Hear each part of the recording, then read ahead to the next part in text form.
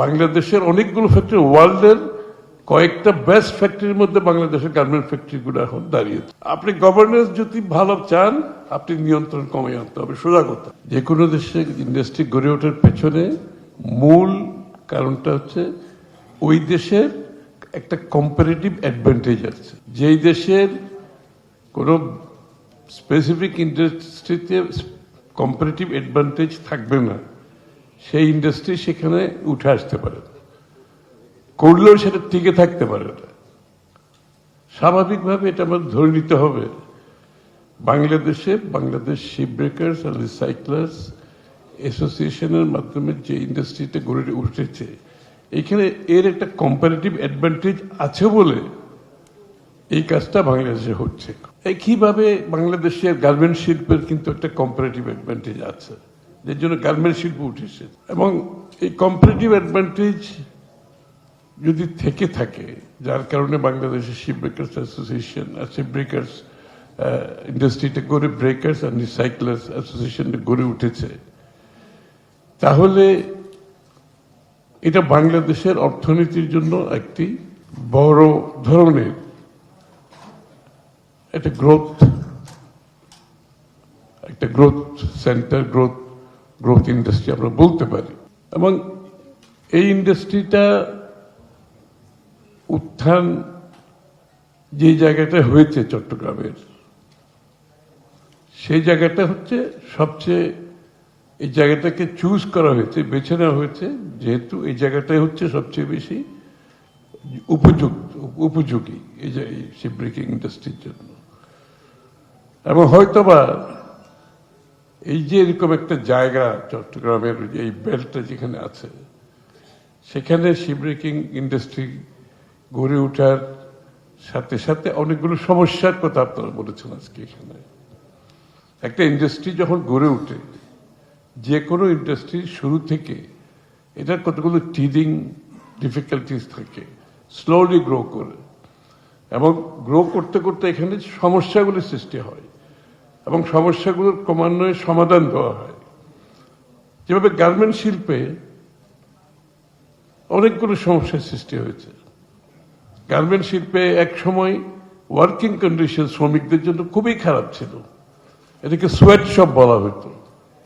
অর্থাৎ শ্রমিকরা যেখানে কাজ করতো, এনভায়রনমেন্ট এত পুয়ার ছিল যে তাদের স্বাস্থ্যের জন্য হানি করছিল এটা। এবং এটা নিয়ে কিন্তু আমাদের বিভিন্ন সমাজে সচেতন মানুষ কিন্তু এটা নিয়ে প্রশ্ন তুলেছে, শ্রমিকদের এই ওয়ার্কিং কন্ডিশনের কারণে। তারপরে শ্রমিকদের চিকিৎসার ব্যাপার আছে, তাদের পুষ্টির ব্যাপার আছে, তাদের মিনিমাম ওয়েজ আছে, যেটা যার মাধ্যমে একটা মানুষ লিভিং ওয়েজ, যার মাধ্যমে একটা ফ্যামিলি, একটা শ্রমিক চলতে পারে। কিন্তু বাংলাদেশে এই বিষয়গুলো ক্রমান্বয়ে আমরা সমাধান করেছি। সোয়েট শপগুলো এখন আর সোয়েট শপ নাই। এগুলো কিন্তু বাংলাদেশের অনেকগুলো ফ্যাক্টরি, ওয়ার্ল্ডের কয়েকটা বেস্ট ফ্যাক্টরির মধ্যে বাংলাদেশের গার্মেন্ট ফ্যাক্টরিগুলো এখন দাঁড়িয়েছে। বাংলাদেশের শ্রমিকদের ওয়ার্কিং কন্ডিশন ইমপ্রুভ করেছে, বেতন ইমপ্রুভ করেছে, হয়তো আরো ইমপ্রুভ করার দরকার আছে। এবং শ্রমিকদের ট্রান্সপোর্টেশনের ব্যবস্থা করা হয়েছে, শ্রমিকদের চিকিৎসার ব্যবস্থা করা হয়েছে। এই ইন্ডাস্ট্রিতে পেরিফেরাল কতগুলো জিনিস, এখানে এই ইন্ডাস্ট্রিতে কাজ করার জন্য স্কিল ডেভেলপমেন্টের জন্য কলেজ হয়েছে, স্কুল হয়েছে, হসপিটাল হয়েছে। কিন্তু এই প্রবলেমগুলো তো আমরা দেখেছি, এগুলোর মাধ্যমে উঠে এসেছে এবং এগুলোতে সাপোর্ট ছিল। প্রথমে জিয়াউর রহমান সাহেব এই যে ব্যাক টু ব্যাক এলসি দিয়ে, তারপরে আপনার বন্ডেড ওয়ারহাউস দিয়ে যে ইন্ডাস্ট্রিকে ফ্যাসিলিটেট করে দাঁড় করিয়ে দিয়েছে, সেটা সাউথ এশিয়াতে কেউ চিন্তা করে নাই তখন। এটা মেজর রিফর্ম। এগুলো সংস্কারের কথা আমরা বলি, তো এগুলো হচ্ছে রিয়েল সংস্কার। এবং যেহেতু বাংলাদেশের কম্পারেটিভ গার্মেন্ট সেক্টরের কম্পারেটিভ অ্যাডভান্টেজ থাকার কারণে এইটা করে আমরা ফ্যাক্টরিটা এই সেক্টরটা উঠে আসতে পেরেছে। এখন শিপ ব্রেকিং অ্যান্ড রিসাইক্লিং ইন্ডাস্ট্রিতে সমস্যা আছে, থাকবে, এগুলো ক্রমান্বয়ে সমাধান করতে হবে। এগুলো সমাধান করার জন্য প্রথমে সরকারের, বাংলাদেশ সরকারের হচ্ছে প্রধান দায়িত্ব এই সেক্টরটাকে গ্রো করার জন্য, এবং এই সেক্টরের যে পারিপার্শ্বিক সমস্যাগুলো আছে এগুলোর ক্রমান্বয়ে, যেভাবে আমি গার্মেন্টসের উদাহরণটা দিলাম, ক্রমান্বয়ে এগুলো সমাধানের জন্য সরকারকে প্রধান এই উদ্যোগ নিতে হবে। এখানে আমরা দেখতে পাচ্ছি নরওয়ের অ্যাম্বাসেডর এখানে আসছে, আপনি দেখেছেন। এখানে আমাদের নেদারল্যান্ডের ওনারা আসছেন, যে ইউ থেকে আসছেন, জাপান থেকে আসছেন। কেন আসছেন? তারা এই ইন্ডাস্ট্রিতে একটা সম্ভাবনা না দেখলে তারা কিন্তু কেউ এখানে অংশগ্রহণ করতো না, কেউ অংশগ্রহণ করতো না। They have done their homework.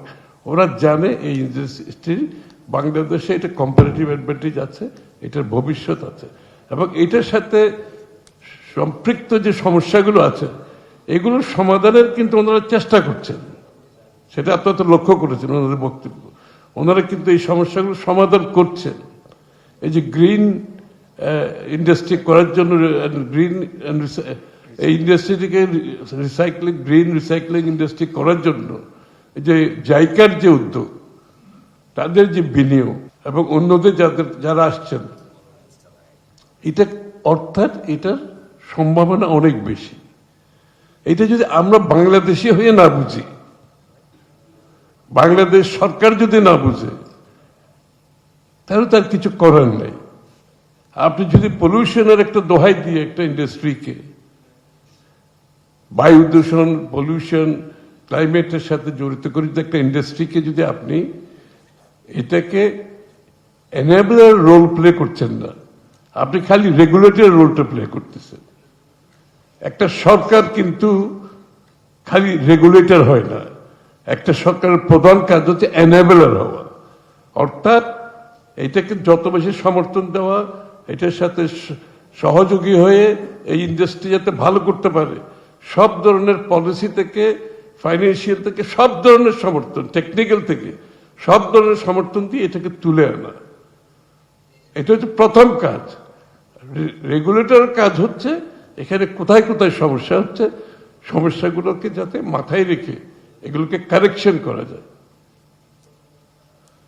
কিন্তু আমাদের দুঃখের বিষয় হচ্ছে আমাদের গভর্নিং কনসেপ্টটা এমন হয়ে গেছে, প্রথমে মনে করে আমি রেগুলেটরি জব করতেছি, সরকারের জব হচ্ছে মনে খালি রেগুলেটরি জব, যে তার এনেবলারের যে জবটা তারা সেটা ভুলে যায়। আমরা এই যে ব্লু ইকোনমির কথা তো বক্তৃতায় সবাই বলতেছি, তাই না?